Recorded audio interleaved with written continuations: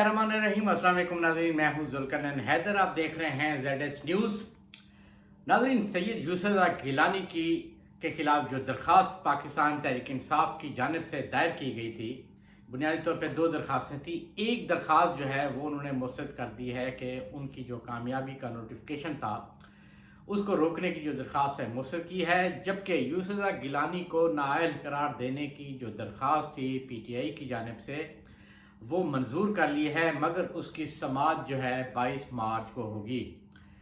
पाकिस्तान तहरीक इंसाफ ने तो मौक़िफ़ ये अपनाया था कि चेयरमैन सेनेट के इलेक्शन से कबल ही उनको नाअहल करार दिया जाए। उसकी क्या वजूहत थी, दरख्वास्त में क्या लिखा गया था, उस हवाले से बात करते हैं। दूसरी, हम खित्ते की सूरत हाल पर बात करते हैं। ख़ासतौर पर रीजनल सिचुएशन जो है वो इंतहाई अहमियत इख्तियार कर चुकी है।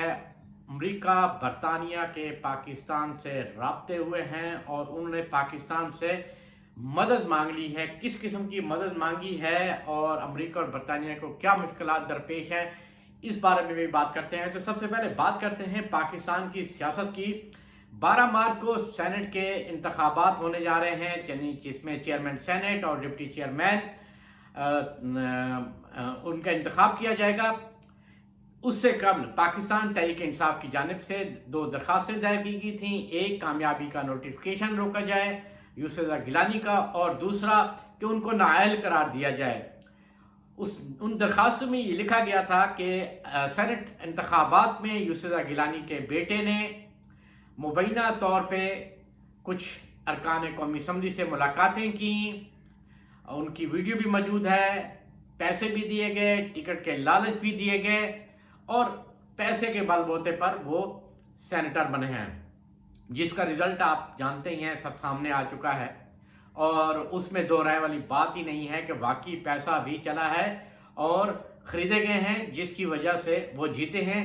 क्योंकि उसका बुनियादी तौर पे जो फ़र्क है वो यहाँ से आप अंदाज़ा लगा सकते हैं कि PTI की जो खातून उम्मीदवार थी उनको 172 वोट मिल रहे हैं, यानी सादा अक्सरियत, जबकि जो हफीज़ शेख थे उनको मिले हैं 164 और यानी वोट उनके ज़्यादा थे, मगर अपोजिशन के थे 160 और उनको मिले हैं 169। तो वाज़ेह तौर पर ये चीज़ जो है सामने आती है कि गड़बड़ हुई है, पैसा भी चला है, जिसकी वजह से वो सेनेटर बने। अब चेयरमैन सेनेट के लिए गेम हो रही है। तो उससे कबल पाकिस्तान तहरीक इंसाफ ने दरख्वास्त दायर की थी।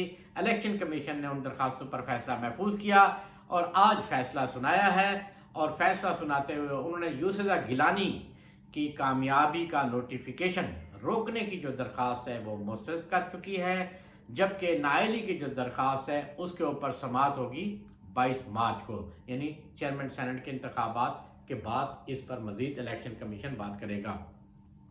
नाज़रीन, यूसुफ गिलानी को आखिर कौन सपोर्ट कर रहा है, ये बुनियादी सवाल है जो हर शख्स ढूंढ रहा है।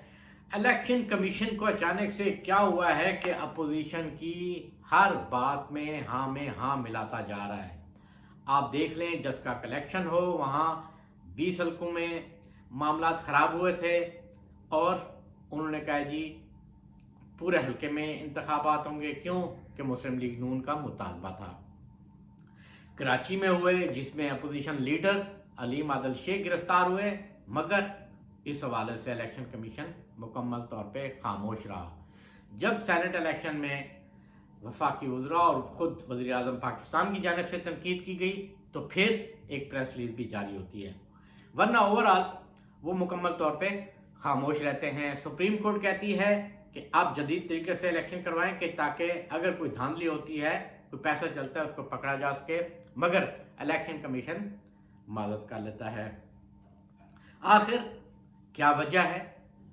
देखें, एक तो वजह वाज़ेह तौर पर है कि चीफ इलेक्शन कमीशन का नून लीग के साथ बहुत ही गहरा ताल्लुक़ है। इनके जो ससुर हैं सईद मेहदी साहब, वो नवाज शरीफ के प्रिंसिपल सेक्रेटरी भी रह चुके हैं, फिर ये चीफ इलेक्शन कमिश्नर बन गए। इनके जो ब्रदर इन लॉ हैं आमिर अली अहमद, वो इस वक्त chief commissioner Islamabad, chairman CDA भी हैं। तो ब्यूरोक्रेसी में तो इनके पंजे बहुत मजबूत हैं और इनके पाकिस्तान तहरीक इंसाफ की बजाय नून लीग के साथ या पीपल्स पार्टी के साथ बहुत ही ज़्यादा गहरे रवाबित हैं। تو لگتا ہے ایسے ہے کہ جیسے الیکشن کمیشن جو ہے اس کو اپوزیشن کنٹرول کر لی ہے اور یہ ساری صورتحال اسی طرح تیزی کے ساتھ بدلتی جا رہی ہے۔ تو اس وقت تک یوسف رضا گیلانی ون پوزیشن میں جا رہے ہیں، مگر میں نے آپ کو پہلے بھی بتایا تھا کہ چیئرمین سینٹ کے انتخاب میں اپ سیٹ ہو سکتا ہے، جیسے سینٹ میں اسلام آباد کی سیٹ پر ہوا تھا۔ یہ چیزیں چل رہی ہیں اور کوشش ہر طرف سے ہو رہی ہے۔ دوسری طرف پی ڈی ایم جو ہے وہ کیونکہ آپس میں بھی ایک پیج پر نہیں ہے، تو وہ یہ کوشش کر رہے ہیں کہ پاکستان کے حالات خراب ہی کر دیے جائیں تو زیادہ بہتر ہے، کیونکہ اس کے بغیر حکومت یہاں سے جانے والی نہیں ہے۔ اور آپ کو پتہ ہے وزیر اعظم عمران خان بھی ڈٹ چکے ہیں اور واضح طور پہ کہہ چکے ہیں کہ وہ کسی کی بلیک میلنگ میں نہیں آئیں گے۔ ناظرین، دوسری بات کرتے ہیں خاص طور پہ خطے کی۔ امریکہ کی جانب سے جب ٹرمپ تھے تو انہوں نے یہ اعلان بھی کیا تھا کہ مئی 2021 میں امریکہ کی فوج جو ہے افغانستان سے نکل جائے گی، تاکہ اب افغانستان جو ہے وہ صورتحال کو کنٹرول کرے، اور طالبان کے ساتھ قطر میں معاہدہ ہوا تھا تاکہ اس پر بھی عمل درآمد ہو۔ مگر طالبان کی جانب سے یہ کہا گیا ہے واضح طور پہ کہ جو باتیں طے ہوئی تھی معاہدے دوران اس پر عمل درآمد نہیں ہوا ہے، اور اس میں سب سے بڑی رکاوٹ جو ہے افغان صدر اشرف غنی ہے۔ اب اشرف غنی کیوں رکاوٹ ہے؟ کیونکہ بھارت کا ان کے اوپر ہاتھ ہے، اور بھارت یہی چاہتا ہے کہ افغانستان میں امن نہ ہو، امریکہ افغانستان سے نہ جائے، تاکہ بھارت جو ہے وہ ان ساری چیزوں کی آڑ میں دہشت گردی کی وارداتیں کراتا رہے، دہشت گرد گروپوں کو سپورٹ کرتا رہے کہ جو پاکستان کے اندر تخریب کاری کر سکے، پاکستان کے حالات خراب کر سکے۔ مگر اب امریکہ کو بھی سمجھ میں آ رہی ہے کہ صورتحال واقعی ہی بہت زیادہ خراب ہو چکی ہے اور ہمیں طالبان کی بات بھی ماننا ہوگی، اور اسی لیے برطانوی آرمی چیف نے بھی پاکستان کے آرمی چیف جنرل باجوہ سے ملاقات کی۔